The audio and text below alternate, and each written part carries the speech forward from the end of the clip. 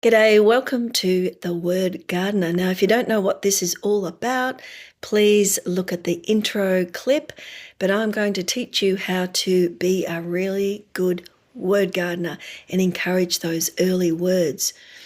So, word gardening tip number 1 is called You're the Voice. Now, when I say you're the voice, I mean you've got to be the voice of your child. There's no point asking them, what do you want, if they can't say the word, or if they don't know how to say the word.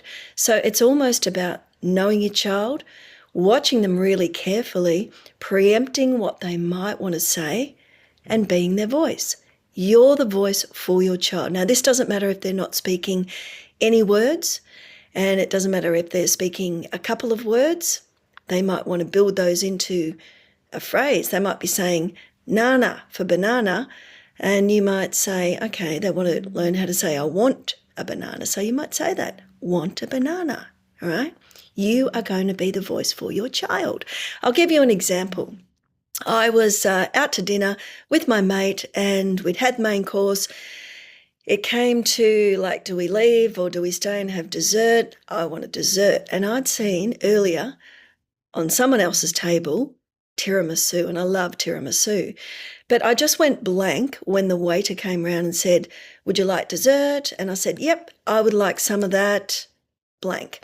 And I gestured like this. That was my gesture for tiramisu, right? My friend said, what do you want? Right? She put me on the spot. The waiters put me on the spot.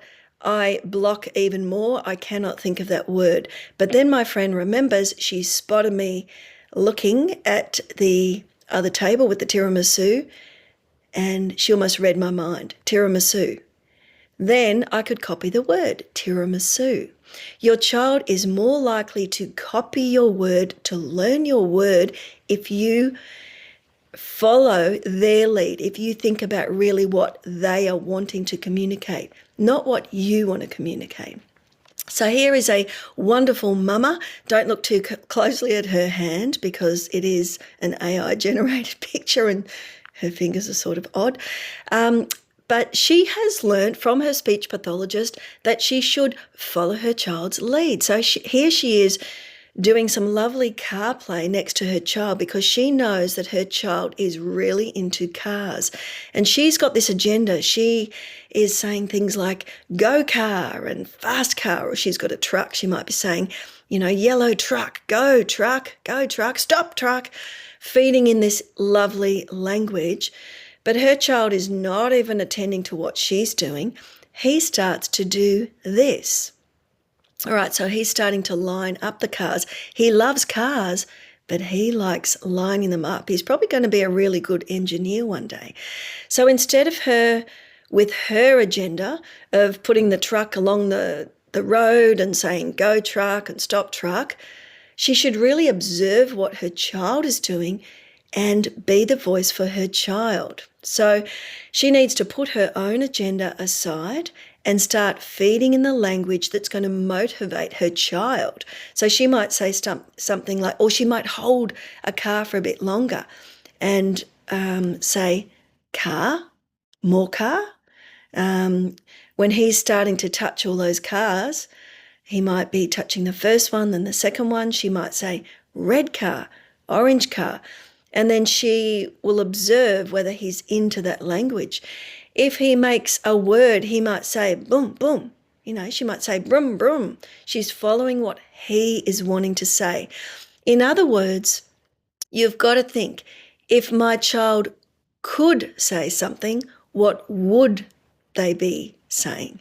And I should say that. So it's a bit of a, if he could, what would he say? And that's what I should try and say. Now, this doesn't mean your child always gets what they want, but in this particular case, let's have a look at Levi. Levi has some paper, and he loves to cut up paper, all right?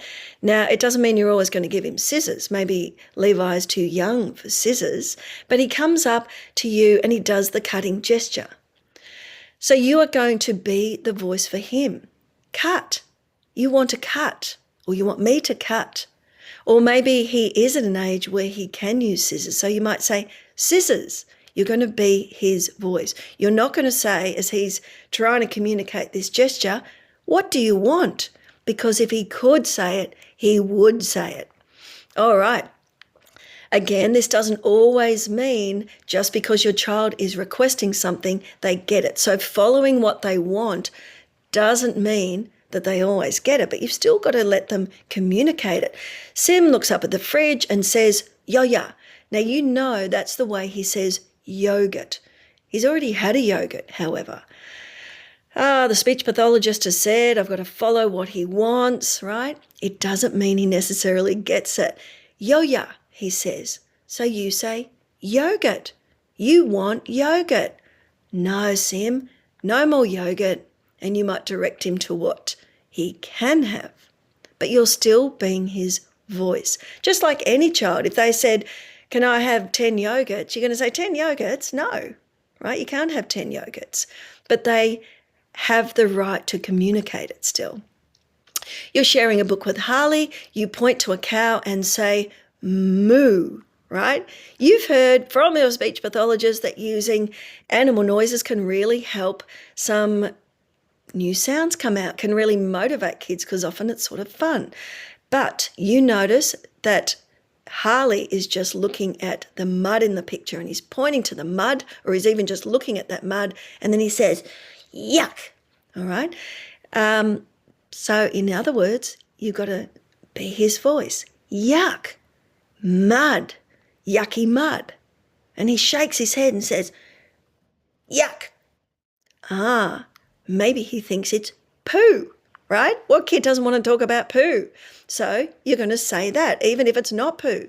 Poo? You reckon that's yucky poo? Maybe it's cow poo. All right? But you're going to give some simple words. And the other thing is, and we'll get onto it in later clips, you are just going to step it one step on from where your child is at with their language. All right, Mia looks angrily at her little brother who's pulling at her sleeve. Mia screeches at her little brother. If she could say something, she'd be saying right now, stop it, go away, I don't like it, something like that. You can either say that to the little brother, or you can go from Mia's perspective, sort of be next to her, looking at the little brother. You might even take Mia's hand and try and shape it into a stop and say, stop, no.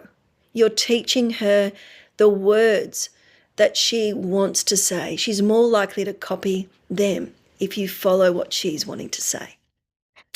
Lastly, you hide Joe's ball that he's been playing with behind your back. He starts looking for it under the couch, in the toy box.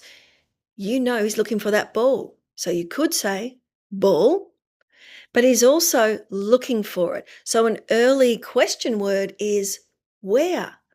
Where's the ball? That's sort of what he's trying to communicate, right? He's looking for it. Where? Where's the ball? And even if he turned to you and copied some of that, even the sounds of what you're saying, right? He might even do the gesture, right? But you are actually feeding him the words that if he could say them, that's what he would say. All right, so we have covered You're the Voice. In the following clips, we will go through lots of other wonderful word gardening tips to get those early words emerging, or those early words joining into phrases or sentences. Remember, there are downloadables. You can have a look at those. You can save them to a device. Please share them far and wide.